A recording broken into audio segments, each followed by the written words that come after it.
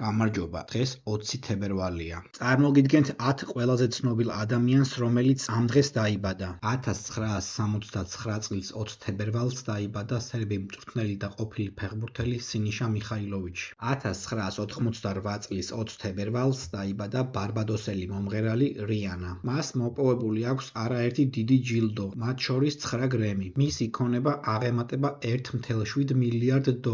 1967 წლის 20 თებერვალს დაიბადა ამერიკელი მუსიკოსი კურტ კობეინი. ის იყო როკ ჯგუფ ნირვანას ვოკალისტი, გიტარისტი და სიმღერების ავტორი. 1990 წლის 20 თებერვალს დაიბადა იტალიელი ფეხბურთელი ჩირო იმობილე. მან იტალიის ნაკრებთან ერთად 2021 წელს მოიგო ევროპის ჩემპიონატი. ჩირო იმობილე 4-ჯერ გახდა იტალიის ჩემპიონატის საუკეთესო ბომბარდირი. 1966 წლის 20 თებერვალს დაიბადა ამერიკელი სუპერმოდელი და მსახიობი სინდი კროუფორდი. 1963 წლის 20 თებერვალს დაიბადა ამერიკელი ყოფილი კალათბურთელი ჩარლზ ბარკლი. მან NBA-ში 16 სეზონი გაატარა. 1951 წლის 20 თებერვალს დაიბადა ამერიკელი მომღერალი ჯეიმს ბრაუნი. ის იყო ერთ-ერთი ყველაზე გავლენიანი ფიგურა მე-20 საუკუნის მუსიკაში, რომელიც მიიჩნევა სოულის ნათლიად. 1974 წლის 20 თებერვალს დაიბადა ფრანგი მომღერალი, მსახიობი და ტელეწამყვანი